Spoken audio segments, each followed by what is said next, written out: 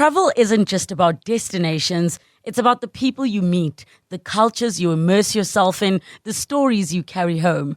I'm Relebogile Mabocha, and on my travel feature, I take you on a journey beyond the guidebook. Each week, I connect with fellow travelers, insiders, and storytellers to bring you the heart of every place. Whether it's a hidden gem right here in South Africa or a dream destination abroad. Join me as we travel through conversations, memories, and inspiration. Listen wherever you get your podcasts. And now, The Money Show with Stephen Grootes on 702.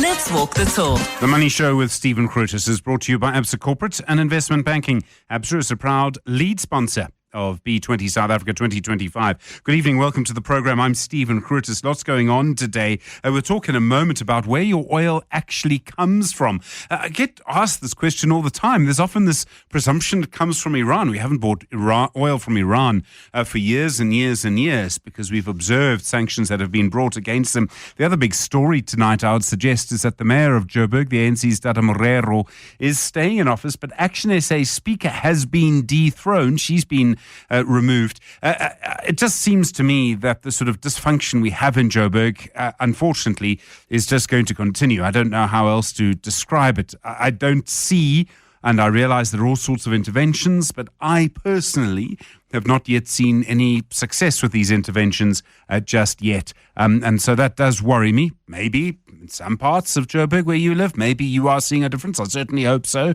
But I do just worry that this political dysfunction will continue. And Joburg, I suspect, is going to be the real focus of the local government elections next year or in early 2027. Good to hear from you tonight on 011 883 0702 021 4460 567 and voice notes this evening on 072 702 1702. Looking forward to a conversation with the Home Affairs Minister this evening. He'll respond to those comments from the co-founder of Time Bank, Kun Jonker, last night. So you might want to just stick around to hear Leon Schreiber. I suspect that he might have a robust defense for you this evening.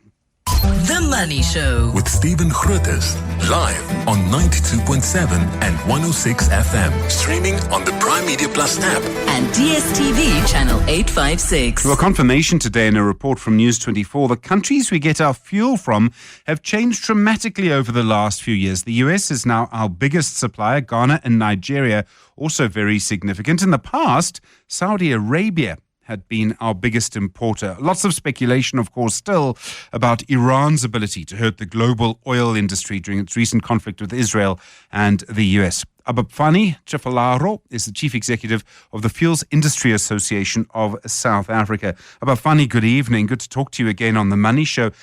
Back in 2014, we didn't really import any oil from the US at all. There has been a shale revolution there. Why have we suddenly started to buy so much from the US?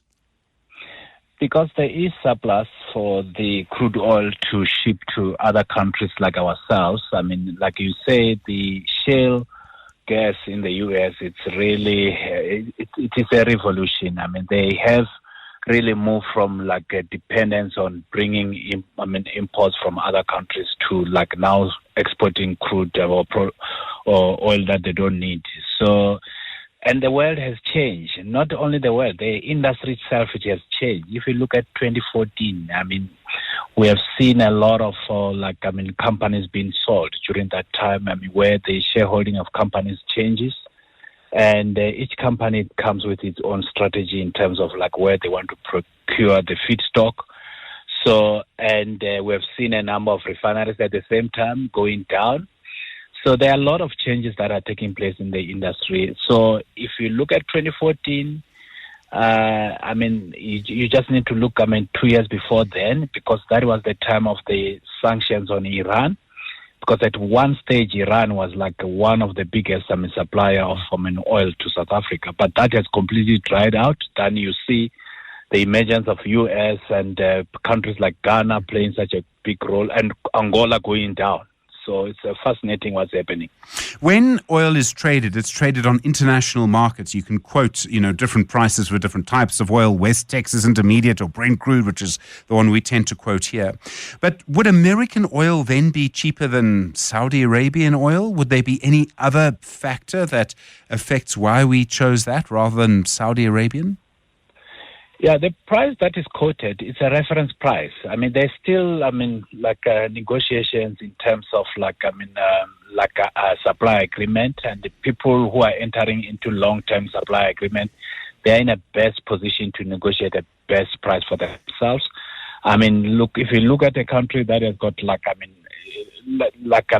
excess like oil, the U.S., and the economics there in the U.S. are very different from what you will see in the Saudi. In the Saudi, the biggest player there is the state-owned company, Saudi Aramco, and is the biggest contributor to the fiscus. Whereas in the U.S., this is the oil in the private hands. So the dynamics are very different in terms of what is happening between the two countries, and also the way the private suppliers are able to land into prices that seems to be appealing to the local buyers here. So that will make such a big difference on the price that you land, in the negotiations. So the transport cost isn't that significant. I mean, Saudi Arabia is quite a lot closer than the US. Yes, the transport cost is, strange enough, sometimes it can be high compared to the product itself. So depending on because remember, when you buy crude oil, you are really sourcing it in a massive tanker. You are probably talking about they will be dispatching maybe 1 million barrels of oil, but that is not only going to be destined to South Africa because we've got small refineries here. So it will be something that is supplying a lot of customers, not only us. That way, you are able to share the cost of transporting oil to South Africa with other people. I know the situation between Israel and Iran sort of calmed down for the moment. Avhapfani, I'd be surprised if there's a longer-term peace there, to be honest. We're a medium-sized economy. If there's a big disruption, could we be affected more than bigger economies? Yes. So that's the sad part, Stephen. Being a small player, you are easily discarded or ignored. So if the shifts, it refocus some of the people to the same market that are supplying us for finished products, let's say India or UAE. Some of the people suddenly they scramble for products. So because we are a small sort of consumer in the global scale, we can easily be displaced by other big people with deep pockets. We have seen this at the beginning of the conflict in Ukraine, where it was so difficult, for us to even get product, to come to our country because other people suddenly they were interested in sourcing product from the same market that we're sourcing from. Avhapfani Tshifularo, thank you, Chief Executive of the Fuel Industry Association of South Africa. Travel is more than just ticking off countries. It's about the people, the culture, the food, the moments. I'm Pippa Hudson, and on Wonder the World, I invite you to join me every week as we explore destinations both near and far with the help of fellow adventurers who share their unique travel stories. Listen to my podcast wherever you get them. 702. Stephen is on X. At Stephen Grootes. Well, last night on The Money Show, you heard the co-founder of Time Bank, Kun Jonker, being pretty angry in his criticism of the Home Affairs Minister, Leon Schreiber. He says Leon Schreiber's decision to increase the cost of verifying the identities of South Africans against the National Population Register was unacceptable. The costs had changed from 15 cents per verification to 10 Rand per verification during peak periods. Today, Capitec making it very clear it agrees with Schreiber. Last night, Jonker explained how he feels. We're absolutely open to price increases as well, but they have to be reasonable, they have to be gradual over time, they have to be justifiable with reference to the actual cost of providing the service. Now, Stephen, a point to be made here is this is simply a database lookup that the government provides here. A service like this should, in terms of the variable cost elements of it, cost fractions of cents, not 10 Rand. And so we need to engage on the real cost of this and not here build a service that overnight will have a lot of money flowing into government's coffers to cross-subsidize whatever other things need to be built within the Department of Home Affairs. So absolutely keen to speak. In fact, we've been trying to speak to the minister. And the only reason we've resorted to this letter, to this open letter to the minister, is because we have not been able to get his attention in any other way in recent weeks. Koen Jonker on the radio last night. Well, the Minister of Home Affairs, Dr. Leon Schreiber, on the line for you now. Minister, good evening. I do appreciate the time. You've strongly attacked Time Bank on this issue. You clearly feel very strongly about it. Why did you increase your prices quite dramatically? Well, good evening, Stephen. Good to be with you again. I think we have to start at the beginning, which is we had to figure out what is behind the issue of system offline at Home Affairs offices. I think that is probably one of the biggest things that people want us to fix during this term of government. We found basically two major causes, one being the issue of CETA services that I've spoken a lot about, but the other issue is really the failures of the National Population Register. So then we had to figure out, why is the NPR failing? In other words, why does it go offline? It's offline more than 50% of the time when it comes to real-time verifications. And basically what we discovered is that the price for accessing the NPR was set inappropriately low when this service was launched in 2013.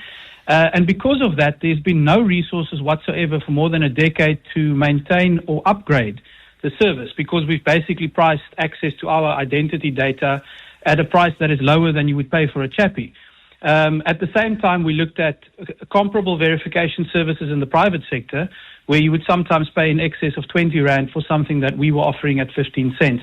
Essentially, what was going on here is that the cost of maintaining the NPR, of running this service, vastly outstrips 15 cents.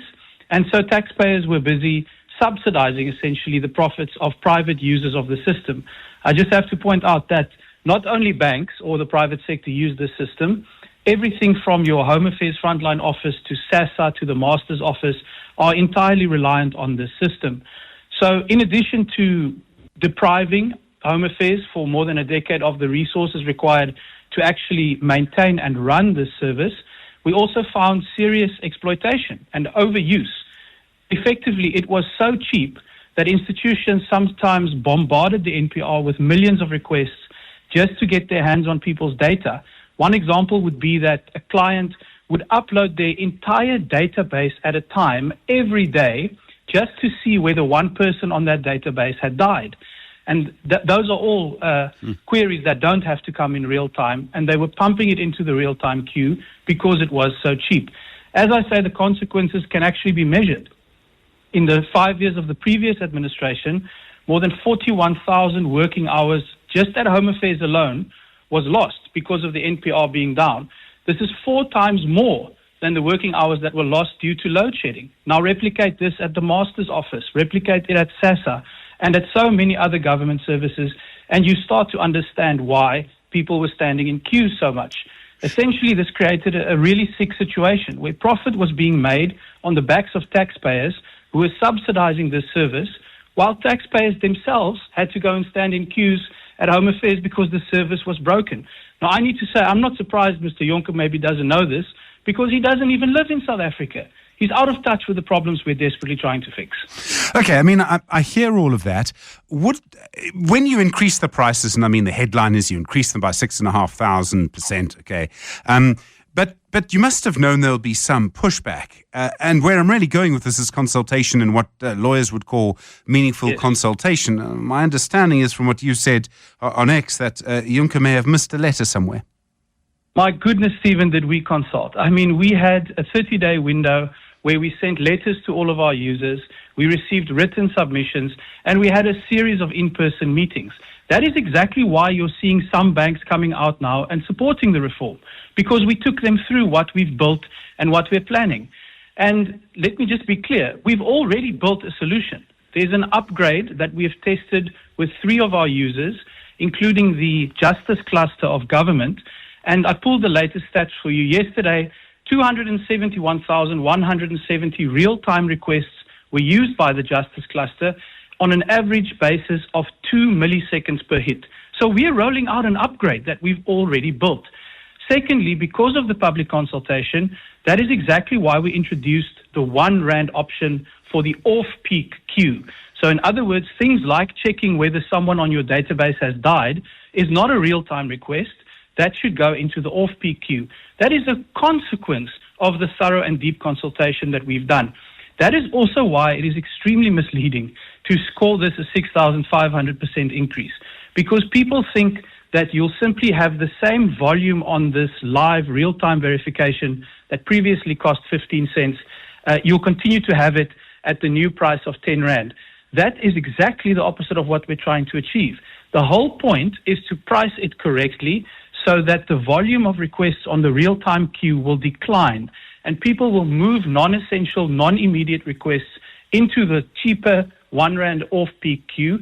And so, in other words, that 6,500% is massively inflated. The irony, of course, is that responsible users of the system in the private sector have not gone and made noise and written letters and issued threats. They have already contacted us. As we put it in our press statement, we've created a dedicated email line, and we're working with them to achieve the goal we now share. We now have a shared goal, which is to minimize the use of the real-time queue. We are therefore optimizing their usage, moving a lot of their queries onto the off-peak queue, and then in reality the price is much, much lower. That's the whole purpose of what we're trying to do, and it's really unfortunate that we've seen this level of dishonesty. Minister, I really appreciate the time. Thank you. Dr. Leon Schreiber is the Minister of Home Affairs. Travel isn't just about destinations. It's about the people you meet, the cultures you immerse yourself in, the stories you carry home. I'm Relebogile Mabotja, and on my travel feature, I take you on a journey beyond the guidebook. Each week, I connect with fellow travelers, insiders, and storytellers to bring you the heart of every place, whether it's a hidden gem right here in South Africa or a dream destination abroad. Join me as we travel through conversations, memories, and inspiration. Listen wherever you get your podcasts. The Money Show. The markets. Viv Govender's portfolio manager at Rand Swiss. Viv, good evening. Some of the financial sector down today, I thought. Nedbank were down. They had that update yesterday. First Rand, a slightly better update, but it did look to me like some of the banks were down today. Yes, we've seen Nedbank down, and Nick had an update that basically talked about the fact that they are seeing lower growth this year than they anticipated. I think it was 1.4 previously, and now it's down to about 1%.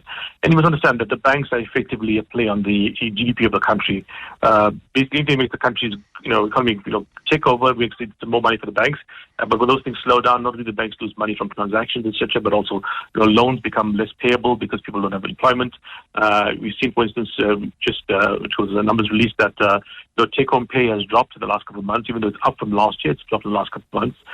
Those kind of factors, I think, are quite negative for banks, which, like I said, are just geared to basically profit from a growing, faster economy. Oil prices slightly lower again, a little bit of stability, and that obviously all depends on the ceasefire. Of course, and also we did see a little bit of pickup today because of the fact that we saw a slide in inventories come through.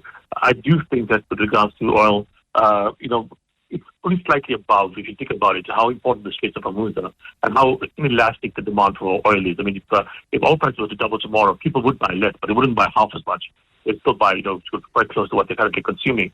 And the Straits of Hormuz, over 20% of the world's oil in some ways linked to that. If you look at basically the oil prices right now, I think about 68.40 for Brent crude oil, up about 1% today. Like I said, we did see a slight, drawdown in some, inventories here, and I think that's obviously important, beyond the bonds of tensions of things like Iran, etc. But I think, looking at oil prices right now, at below $70 a barrel, it's pretty close, I think, much closer, to the bottom end of the range than to the top end. Markets generally a little bit dull, particularly in the US at the moment. A bit of dullness is a good thing after the excitement of the last couple of days. Yeah, look, the S&P 500 at the moment is very close to, all-time highs. It's just under 6,100, it's very, very close to the highs that we're hitting, which just a little while ago in February. After that dip we had, that took us almost down to 5,000. But I do think that, at the moment, like you said, we are just recovering from the craziness of the last few weeks. And look, it's not over yet. There's been serious indications that both Iran and Israel have to some extent violated that ceasefire. It comes down to a matter of will on both sides to make sure this thing holds. And as I wouldn't want to use the word that Trump used. These guys have been fighting for such a long time that they just, are almost, falling into the same pattern whenever they can. And so I do think that it's still quite possible we could see a flare-up happen again. Verve Governor, thanks so much. Portfolio Manager at Rand Swiss. Travel isn't just about destinations. It's about the people you meet, the cultures you immerse yourself in, the stories you carry home. I'm Relebogile Mabotja, and on my travel feature, I take you on a journey beyond the guidebook. Each week, I connect with fellow travelers, insiders, and storytellers to bring you the heart of every place. Whether it's a hidden gem right here in South Africa or a dream destination abroad. Join me as we travel through conversations, memories, and inspiration. Listen wherever you get your podcasts. 702 with Stephen Grootes. Email him on stephen@702.co.za. Well, good to hear from you as well this evening on 011 883 0702 and 021 446 0567. Well, confirmation today, you're probably right to feel a little poorer than you did a couple of months ago. The Bankserv Africa Take-Home Pay Index showing average nominal take-home pay was slightly lower in May compared to April.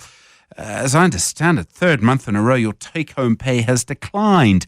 Elise Kruger is an independent economist who works with Bankserv. Elise, good evening to you. Good to talk again. How significant are these declines? I mean, it does seem we're right to feel a little poorer. Good evening, Stephen. Yes, the past 3 months we've seen a bit of a U-turn, last year we have had quite a nice uptick in take-home pay since the middle of the year. Up to early this year, but now in the past 3 months, there seem to be a loss of momentum. And I think it really speaks to the environment that has changed quite a bit compared to what we expected at the beginning of the year. The economic environment is just more challenging, given what is happening globally, our own local challenges still playing out. And I think companies are moving more into conservative mode in the light of this environment.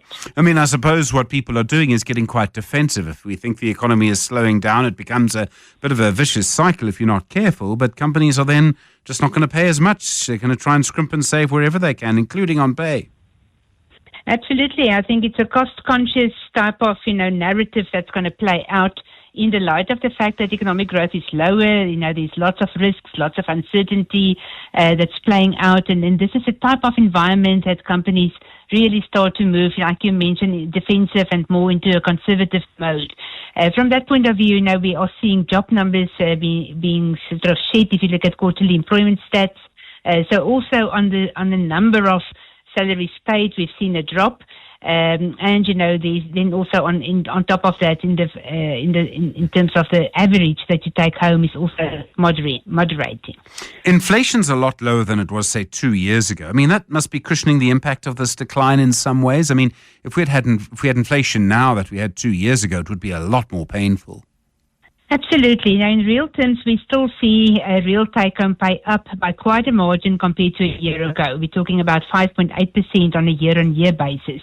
So from that point of view, you should argue, can say that, purchasing power is better compared to a year ago.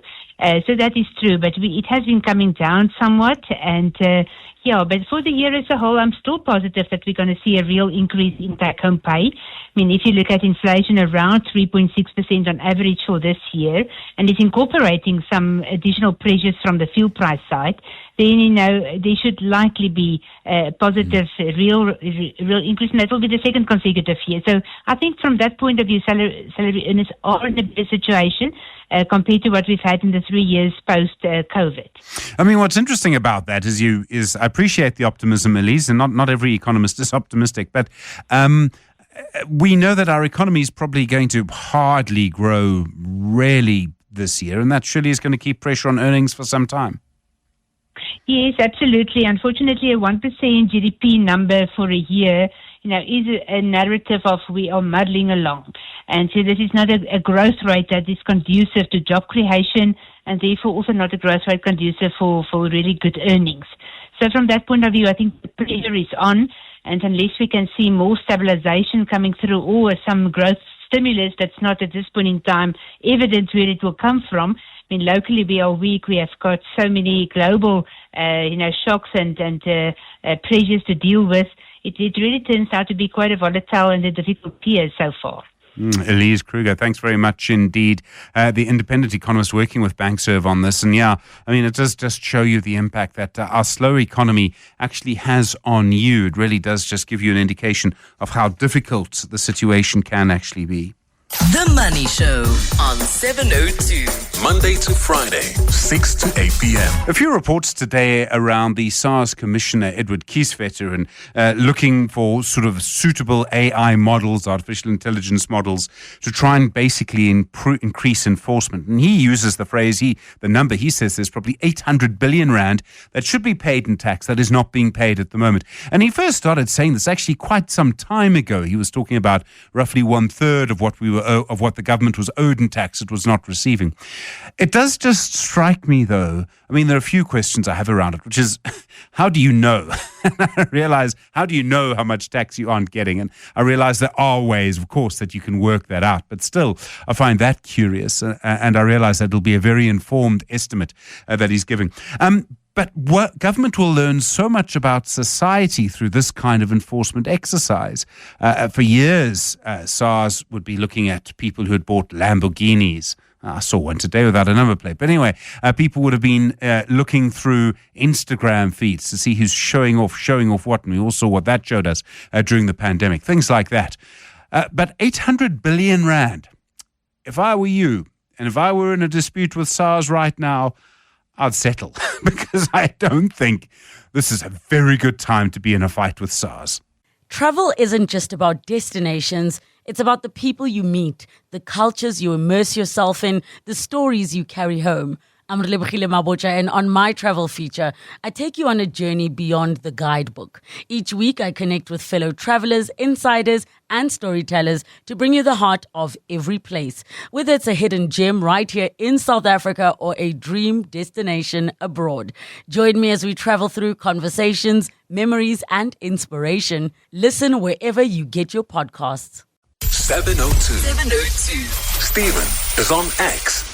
At Stephen Grootes. 8 minutes now to 7 the time. Well, I don't know if you've had a dispute with SARS you'd like to tell us a bit about, but as I say, not a good time to be involved in a contest with SARS. Confirmation this week, the Agriculture Minister John Steenhuisen removing the legal requirement for supermarkets and other places that sell bread to have their bread inspected by a company called Leaf Services.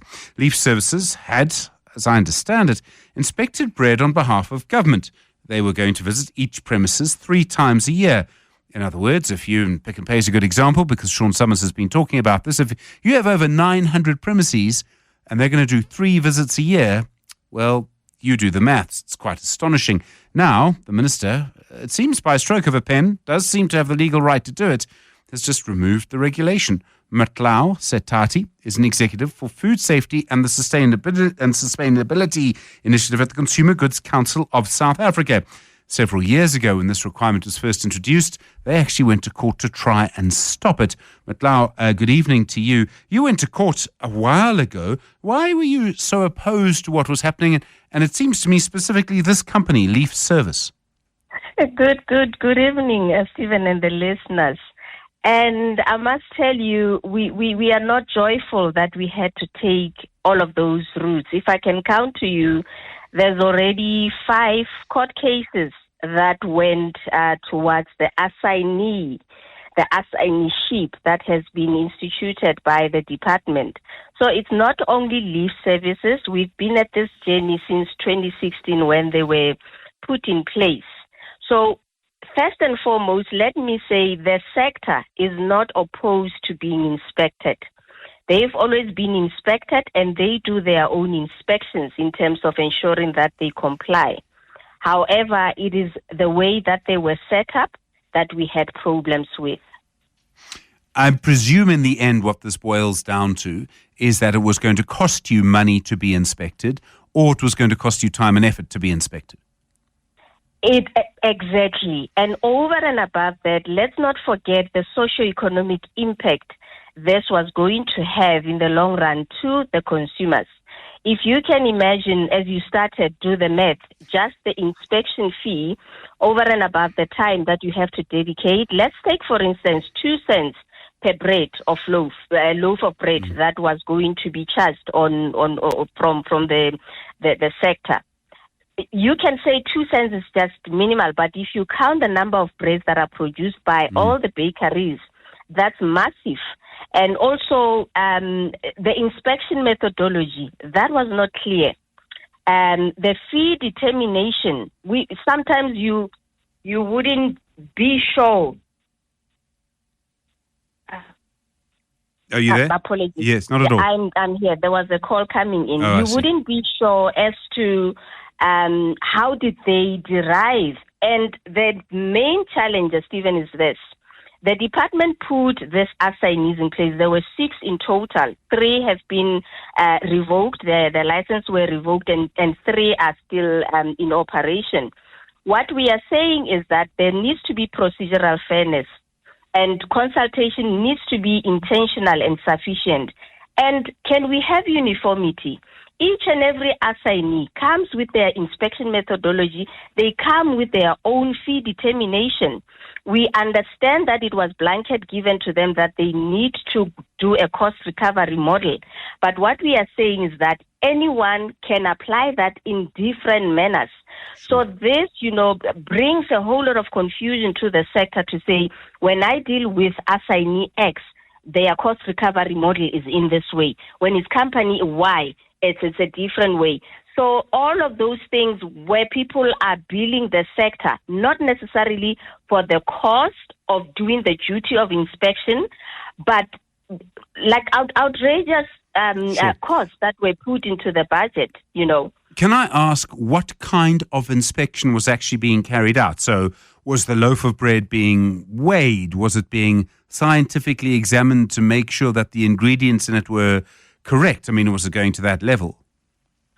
It goes to that level, and unfortunately, I was one of the inspectors of the department some years back. So we were doing monitoring. So what you basically do, you go into a facility, you take a sample in accordance with what the regulations say, and you have to go and do key tests. You can either take them to a laboratory, or we used to have, monitoring laboratories in our offices. So it could be a fat content, it could be, water content if water has not been added to a milk product. So there's basic tests that compel an inspector to undertake. So let's not forget, over and above the inspection fee, there is the testing fee that the companies were supposed to be covering. So the costs were just mounting up in terms of what would need to be done. The obvious question that comes from all of this is, okay, if the inspections now stop, fine, I've heard your argument as to why. There is a rational argument as to why there should be some kind of food safety inspection. And we all remember what happened during the listeriosis outbreak. Now, that was meat, which I would argue is probably more dangerous than bread. I would also completely understand that if a branch of a major supermarket had problems with their bread, we would know very, very quickly. But there is an argument for some kind of inspection, isn't there?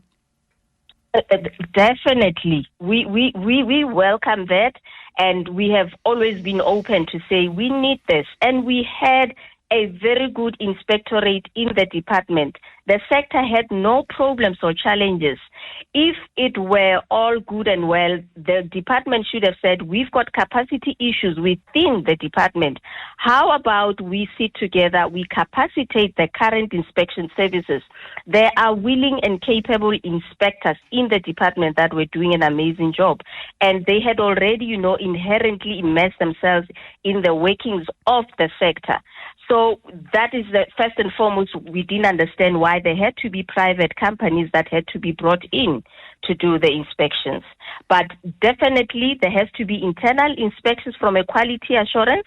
We welcome the environmental health practitioners from a food safety perspective that are compelled by the Department of Health regulations, and the Department of Agriculture comes in to do their quality specified inspections that we fully welcome. Matlou Setati, thanks very much indeed. Executive for Food Safety and Sustainability Initiatives at the Consumer Goods Council of South Africa. Well, what seems to be, for the moment, an end to a dispute that has some deep-seated roots going all the way back to 2016. I must just say, very interesting to watch two DA ministers in this case, very much in the news this week. John Steenhuisen at Agriculture, who took the decision around, of course, this bread inspection, and then Dr. Leon Schreiber at Home Affairs. I do wonder if we might start to see some other ministers starting to make some announcements of their own. A little bit of rivalry in cabinet could be a good thing for those of us who are governed. Well, we'll see. You're with The Money Show, 7 o'clock. The Money Show with Stephen Grootes is brought to you by Absa Corporate and Investment Banking. Absa is a proud lead sponsor of B20 South Africa 2025.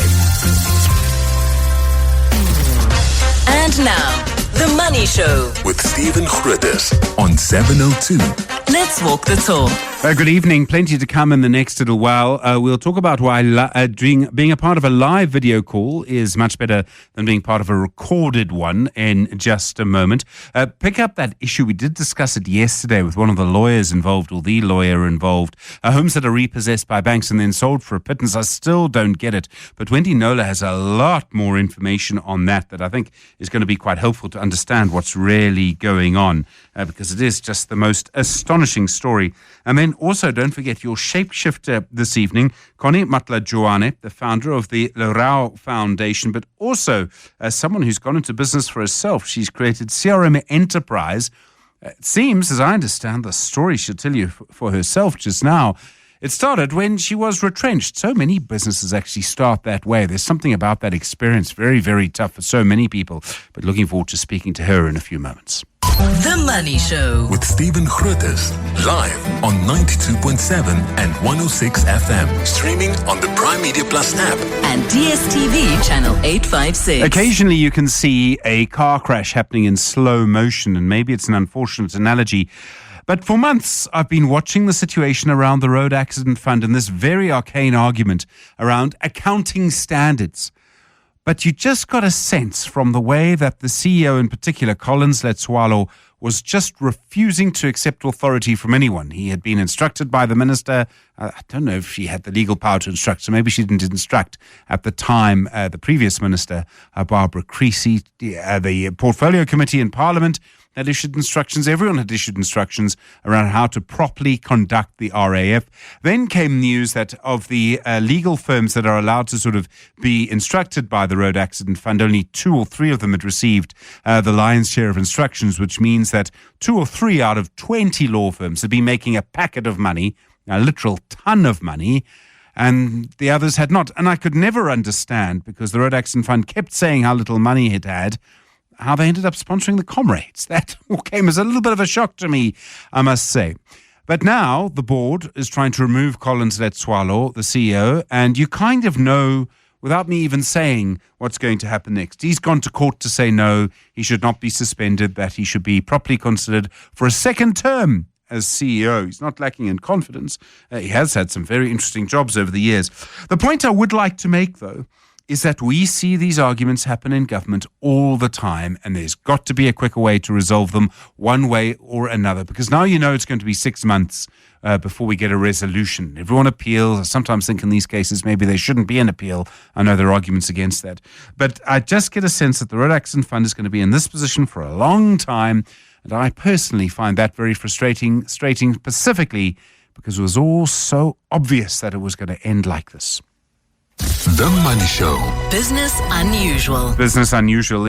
Well, Richard Mulholland is the founder of the AI agency Too Many Robots, the author of Relentless Relevance, talking today about how you pay attention on video calls and how it would seem that doing an online event, being part of it live rather than recorded, makes a big difference. Did remind me, Richard, good evening, a little bit of live radio. You get a lot more from it than you do from a podcast. The same, it seems, is true of video calls. Yeah, Stephen, I think you hit the nail on the head there with that analogy. And that's exactly what it is. My team and I were having a conversation about this the other day, and we realized that when you listen, the thing that came to mind was that if I'm listening to the radio, I never get impatient that you're speaking at the pace you're speaking. But if I'm listening to a podcast, I want to have it on 1.5 or 2x. And it's kind of difficult to understand why that is. And it turns out that humans have a higher attention threshold when we're present. So when we're engaging with something that's real and live, we're kind of okay to engage with it in real time. And this gives you space to think. And we've noticed this a lot with people who, a lot of my staff and myself even, I'll sometimes get lazy. I've got a webinar coming up in 45 minutes. And, at 7 o'clock or 8 o'clock at night, I don't necessarily want to jump in, but I could just wait and get the recording tomorrow. But I will take so much less away if I'm in the room and I'm listening to people in real time and I'm engaging with them, ideally with my camera and my microphone on, ready to go if need be. And I will engage in a much higher level. And I guess that's the idea I wanted to chat about today, is this hierarchy of attention.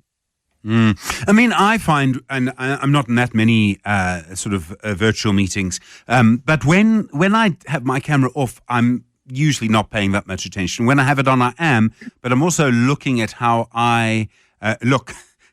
So yes, I'm paying more attention, but not always in the right way.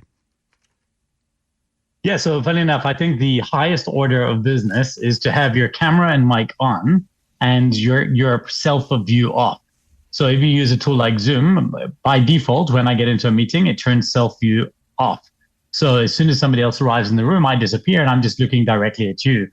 The reason I say have a mic on is, and this seems counterintuitive, but what we've found is that when somebody has a mic on, or at least the moment they turn to mute, they're a lot more likely to start getting distracted because they go from being an attendee to being an audience member. It's kind of, they've moved from the stage to the audience. They can see what's going on, but they don't feel like part of it. Whereas when your mic is hot, you kind of feel like you're ready to go at any given second and you can just speak up and you're thinking about what you have to say. If we step one step further down the ladder, the moment you turn your camera off, well, you're hardly even involved at all. Then you can walk around the room, you can go and get a slice of pizza, you can do whatever you want in that regard. And so, and of course, when you're watching a recording, you're completely and utterly disassociated. Then you can listen at 2x speed, and there is efficiency there. But I think we lose a lot when we do that. So, I mean, I can imagine being in a situation where there's something you have to listen to. It may be very boring. Sometimes, and I've seen this in other places where I've worked, where actually it is a tick box exercise.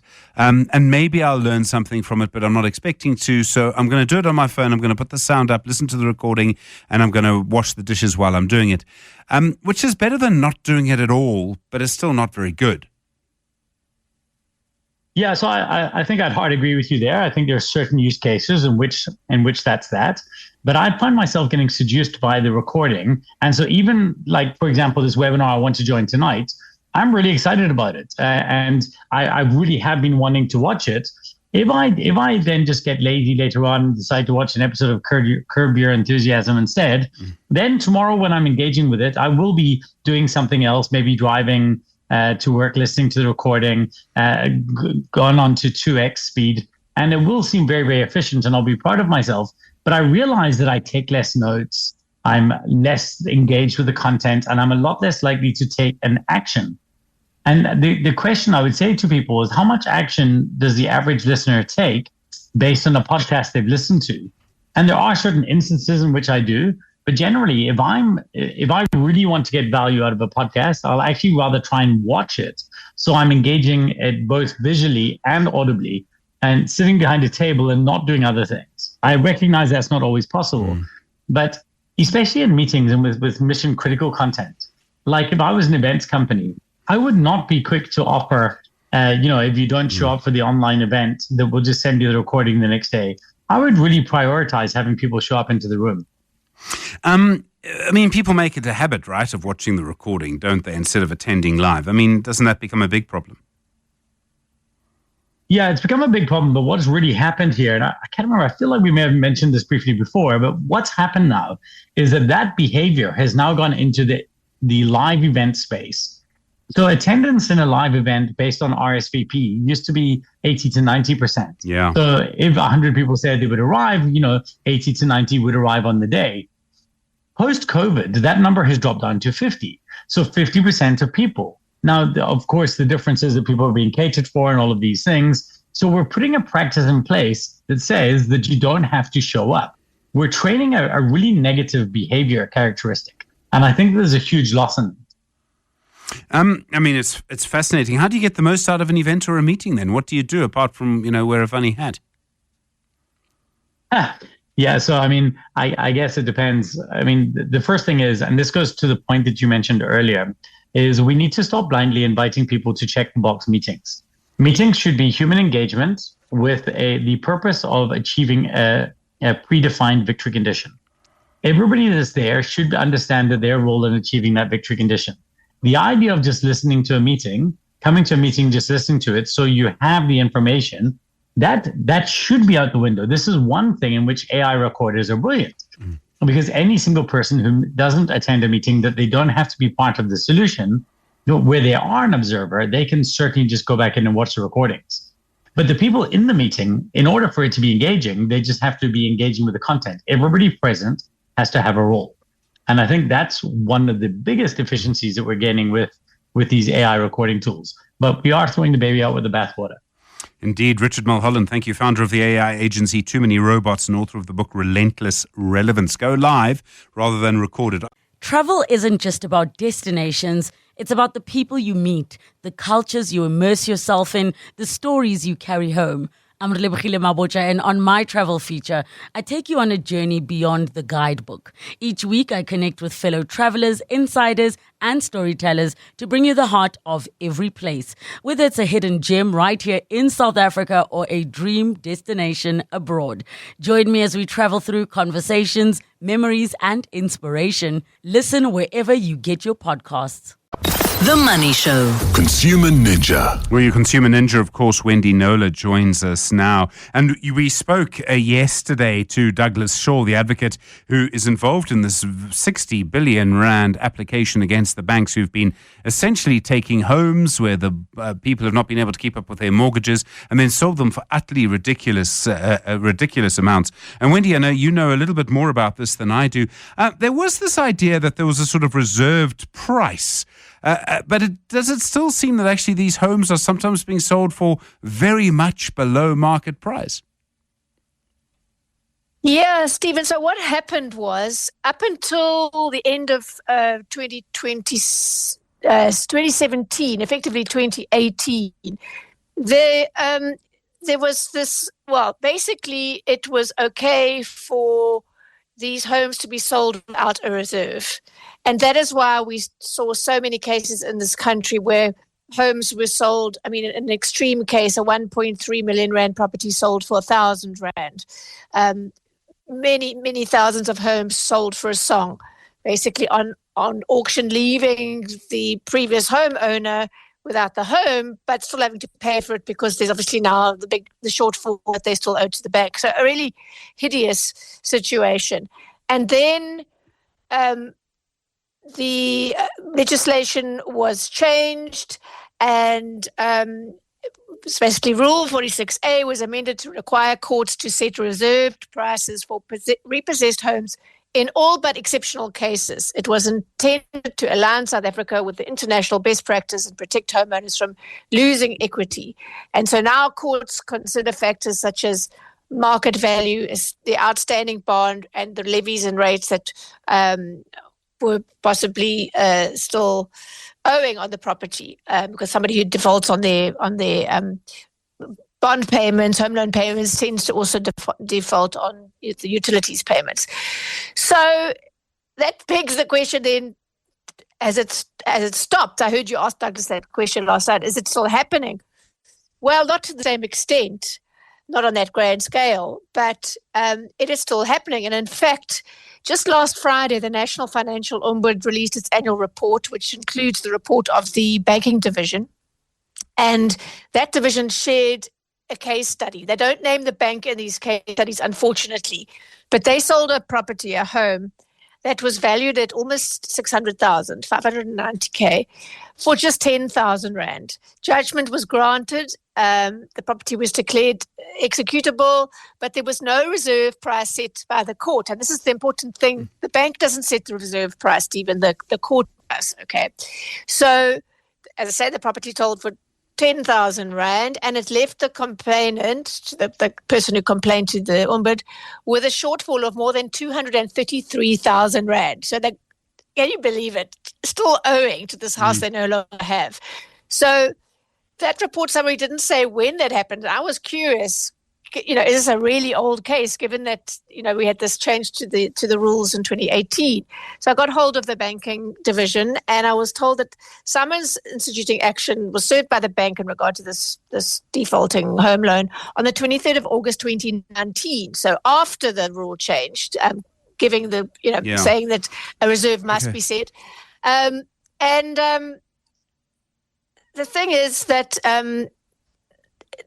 which is very important to point out, the adjudication manager, Johan Brouwer, says the court still have a discretion whether or not to impose a reserve price. And because there was quite a lot owing on the property in terms of rates, and that it was decided in that case that there was no reserve, and that's why it sold for 10,000. But the Ombud said, no, that's not okay. We're going to overturn that.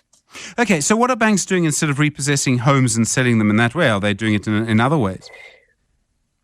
Yeah, I mean, they have been forced to become a lot more creative. So all the various banks have called it different things and have different forms of help. But essentially what they're doing is that they're offering private sales over auction. So that if you're defaulting, you should approach them before you default, ideally.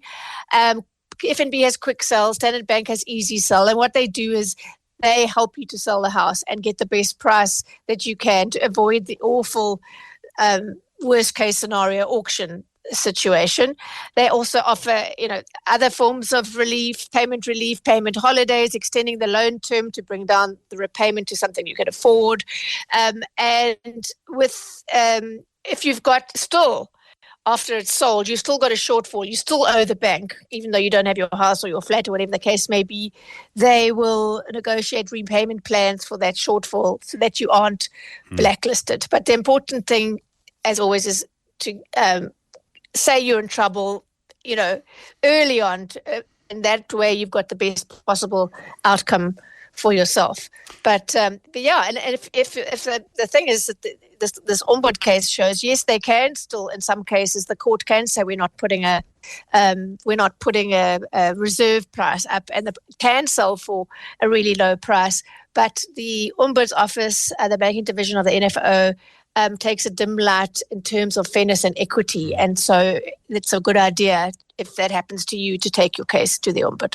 Wendy Nola, thanks so much, your consumer ninja. The Money Show with Stephen Grootes is brought to you by Absa Corporate and Investment Banking. Absa is a proud lead sponsor of B20 South Africa 2025. The Money Show. Shapeshifters. Well, as you know, there are many routes to starting your own business. There are a few common ingredients I've noticed when we speak to shapeshifters. A surprising number of people end up doing their own thing, running their own business, because their job disappeared. They were retrenched or something like that happened. And as I understand it, we'll hear it from her in a moment, this happened to Connie Matlou. She's now created her own company, CRM Enterprise. It sells corporate gifts, PPE, workwear, things like that. She has her own foundation that's helping younger people become entrepreneurs. Connie, good evening. Thanks so much for coming in tonight. Good evening, Steve. It's amazing to be with you in studio. Thank you. This is right. You found yourself without a job. You had a job. Yes. You were retrenched, and now you had to do something. Of course. I had to create my own job so that I can't retrench myself. How did it happen? I mean, how did you go from being retrenched to starting your own thing? Did you have a thought in the back of your head all along that maybe you would do this? No, I didn't, but I'm very solutions driven. So when I had rumors through the grapevine that there might be retrenchment coming, I made it easy for my boss. I went to talk to him to say, I know this thing is coming, so I don't want to put you in a difficult position. I will volunteer to be one of the people that leave, provided that if I start my own thing, you're going to support me. And my boss was like, 100%, I'm going to support you.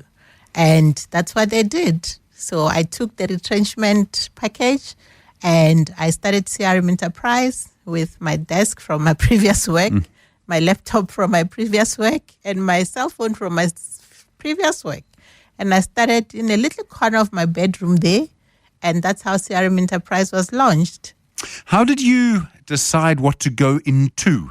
I'm a marketing professional. So I've been doing marketing for over, at the time I was in marketing for over 15 years, and I always enjoyed seeing brands come to life, and I like what branding does. Seeing something that is plain, creating something beautiful with it. It was a no-brainer that was the industry that I was going to go into. And because I was working mostly in the gaming industry, I knew how important promotional products are. And I knew that there was a market for it, and I understood the industry. So it was easy for me to go into that space. Corporate gifts is interesting. I mean, I've watched people have conversations. What should we give the guests at our conference this year? And there have been certain phases. There was a time, a long time ago, where every corporate gift was a flash drive. Okay, I mean, it feels like ages ago. Then a few years ago, there was a time when it would be wireless headphones, the cheap wireless earphones. And I think the thing about that is you keep them because you lose your Apple ones, and so you end up using them, right? I think they're quite effective. How are there certain things that just work when it comes to corporate gifting? You have to know what you're actually giving people, and it has to be something they actually want or that their children want. Corporate gifts have evolved over time. It's no longer like little cheap things that you just give away for the sake of giving away. They've become more practical. So you get even the clothing that you get these days, you can hardly tell that is a promotional jacket that you're wearing, because it has gone into that space. You now have different types of water bottles. They used to call them squeeze bottles because it was the plasticky ones. Now you get your vacuum bottles that will keep your drinks hot for long, cold for long. So the space has shifted now. The corporate gifts has also gone into environmentally friendly products. So you have a wide variety of choice that you can choose from. So whether you are environmentally conscious, you are more of a high-end kind of a client that want high-end gifts, you are able to get those. So I think it has evolved quite a bit. Even the branding itself. I mean, it used to just be your heat press, your embroidery. Now you have things like laser engraving on a clothing. Yeah. Now you have things like the rubber kind of branding that you can do. So it has evolved quite a bit. Your first client, where did they come from? Was it someone you knew already? My former boss. Played a big role here, it would seem. So the very first money that came into CRM account, actually it came from my church, Care Bible Church, where I fellowship. They were the very first client because my pastor was like, no, we gotta be the first one to do this. So the very first mugs that I branded, they were for Care Bible Church. And then, of course, my boss followed through on his promise that they were gonna buy corporate gifts from me. It was the first big order that I got, and it was exciting. So from there on, it was not as easy as I thought it would be, because you think you know people, a lot of people, and it will be easy because I know Stephen. Stephen is definitely going to buy. But then Stephen is a boss, and the boss is the boss. So the decision is not as easy as saying, I know Connie, let's support her. So I had to prove myself in the industry. I had to do the small jobs. I had to be very aggressive with showcasing every little thing that I do on our social media platforms to attract clients. And the brand grew. One of the things that's really changed with starting a business, and maybe especially one like this, is social media. And we spoke to someone a little while ago, Lisa Raleigh, who started a gym chain in Durban 30 years ago. And the way she did it, she said she literally had to print pamphlets and put them under people's windscreens, right, to do home gym visits, okay? For you, by the time you were starting, it was 2018, 2019, wasn't it? 2018. Yeah, before the pandemic, we have to say that. Just before the COVID, yes. Yes. And you could use social media, and did that make it a lot cheaper to start? It did. It made it a lot cheaper to start. And also there is Gaming for Africa magazine. Gaming for Africa magazine caters for the gaming industry because that's where I am. So I had a slot in there. So every Thursday, they will showcase some of my products and that will be circulated to their database. I think that also helped a lot to create a brand awareness, but also posting relentlessly on social media. However little thing I do, whether it's one mug with a picture on it, I'll post it. If I print a flyer, I'll post it. Everything was on social media. And because I didn't have to pay much except for the data, it was a no-brainer that that's the platform to use. You spoke about your church, your first customer. Is that part of the community that you grew up in? Did you come from that community? No, I grew up in the village. I grew up in a village called Tiani Magoro in Limpopo. That's where I grew up. When I came to Joburg, I fellowshipped at Grace Bible Church. That was my first church. And then when I moved to where we live now, because Care Bible Church is closer, then I moved to Care Bible Church in 2015. So I was there. The community, the village that you grew up in, I can't imagine that many people thought they would run their own business. I mean, South Africa's changed so much, especially, I think, for women. I mean, there's still a lot more change to happen. But were there people there that you learnt initiative? There's a wonderful phrase, get up and go, getting up and going. At home. So my mom used to sell fat cakes. So she would wake up at 4 in the morning to bake fat cakes. Fat cook is a much better phrase. Yes. Magwinya. Magwinya, yeah. So she would wake up at like 4 in the morning and she would make like 10 buckets. Yeah. And the high school children will come. Bit of baloney maybe, and yes. No, not baloney in the village, no. Just Magwinya and Acha. So they'll come, one will take their bucket, and they go and they sell at school. They come back with the money, and then she pays them whatever she pays them. After that, she'll go into the taxi rank to go and cook food for the taxi drivers. So my mom has always been that girl. And when she came to Joburg, she has a spaza shop. So when I come to Joburg to visit, it was spaza shop. When I was back at home, it was selling. Whether it's house to house, selling baked fish, it's always been that. So I mean, something you seem to have, which maybe your mother had, was confidence. And I ask this because for some time, according to your LinkedIn profile, you actually worked with the VIP clients at Monte Casino. Yes.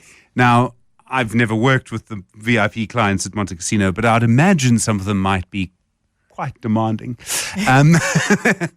They want this and they want that. And you'd need a lot of confidence to deal with that. Being a last born gives you confidence. Doesn't because it? Listen, your parents will make sure that you feel special. My sisters made sure that I feel special. So I grew up like that. I mean, when I started school, I was so small, the uniform couldn't fit. So they had to buy me a little checked dress with a little red tie. So I always stood up. So I grew up with confidence. I had no self-esteem issues whatsoever. And when I went into the casino, the training that went into working in a casino is very, very, very extensive. You don't just go on a gaming floor. By the time they put you on a gaming floor, they've cooked you. You really are ready for it. So it helped a lot.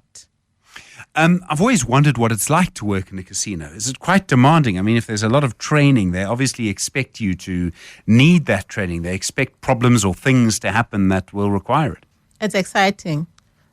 The gaming industry is the most exciting industry because you don't know what's going to happen tomorrow. So you're always ready for anything and everything. But it's the relationship that you build with the clients, the relationship that you form as a team, because there's no ways that you can succeed in a casino if you are not a close-knit team. So that togetherness and the working hard and the playing hard part of it, it makes it all exciting. So it's a demanding industry, but a rewarding one at that. Did you learn a lot from that industry that helped you with what you're doing now? So confidence, working with people, maybe selling? I did. So one of my main duties was to manage the complaints. Oh, wow. Yes. So we had an e-guest serve system. So when people come into the casino, they will randomly get a survey to rate their service. If they're happy, if there were any issues, if there was anything that they were not happy with, all of that will come to me and I will handle them. according to whatever the complaint is. So whatever department I need to take it to, I will take it to, discuss with the manager and resolve it that way. So I got to interact almost with all the managers because all of that was coming to me. But it was a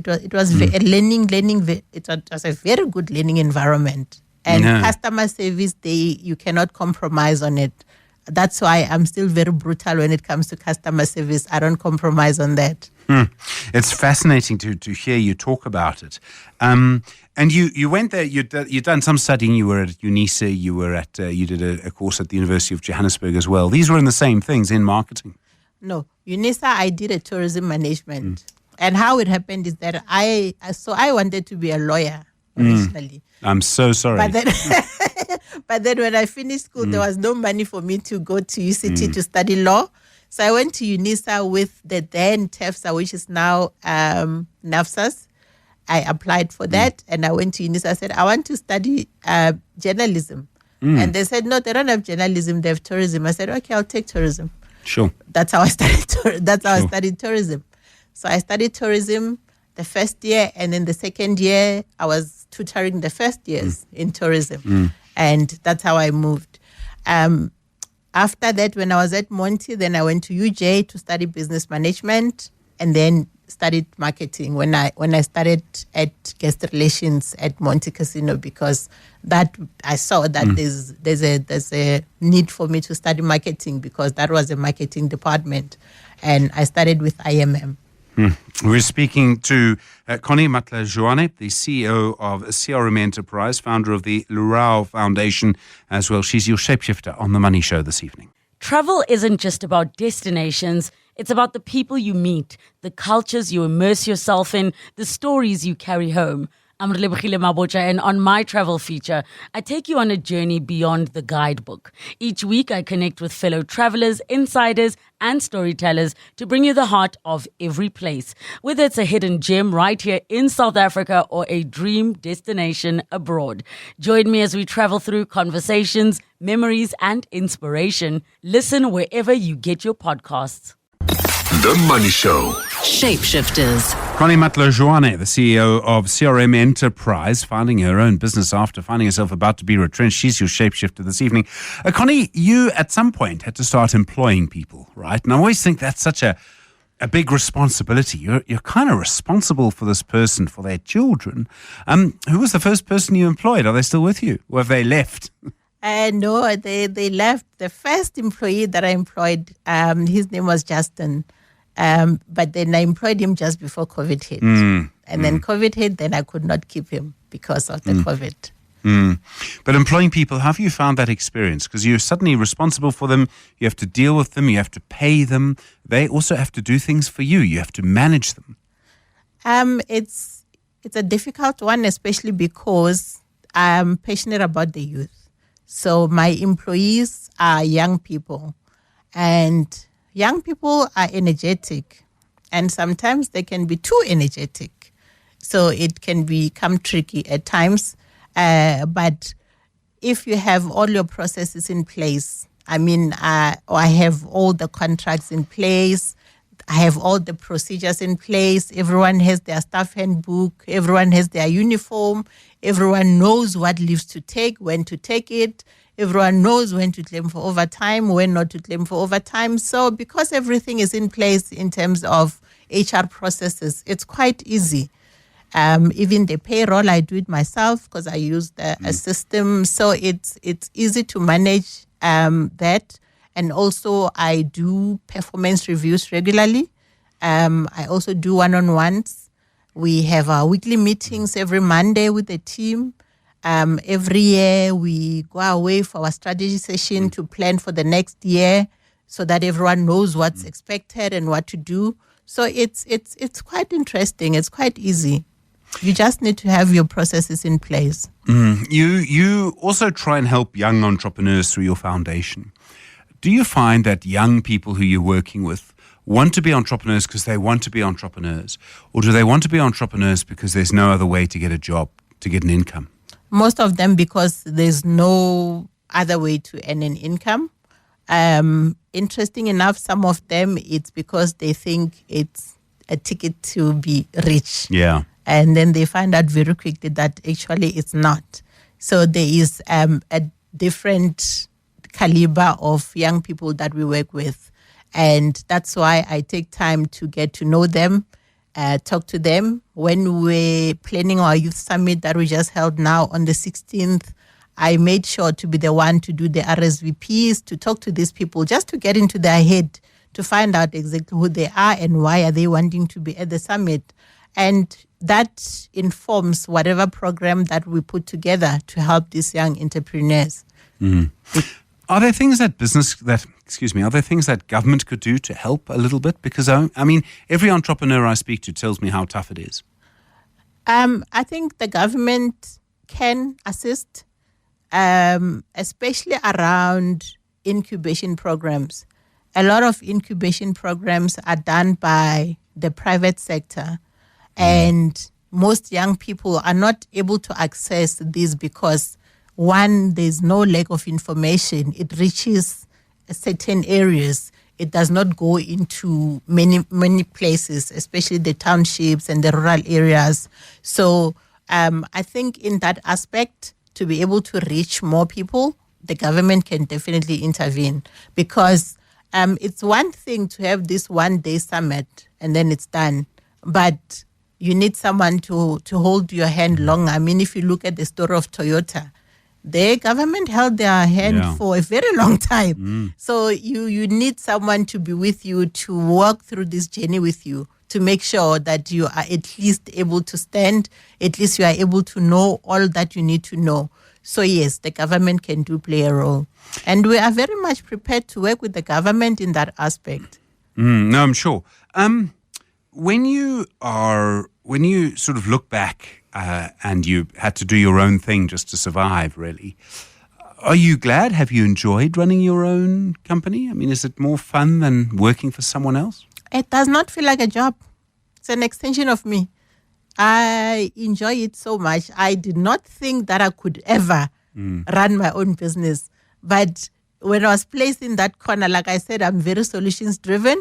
So once I'm placed into something, and CRM, I named this business CRM on purpose. CRM stands for my name. It's Konire Ranzuma Tlejwane. So there was no way that this business can fail, because it means that I'm failing. So I thoroughly enjoy what I do. It's been an amazing journey, and it will still be an amazing journey, because I don't feel like I'm working. I feel like it's just an extension of me. I can see the joy of it coming out of you, literally in your face. I think we can hear it in your voice. I mean, it's very genuine. Yes. No, I love it.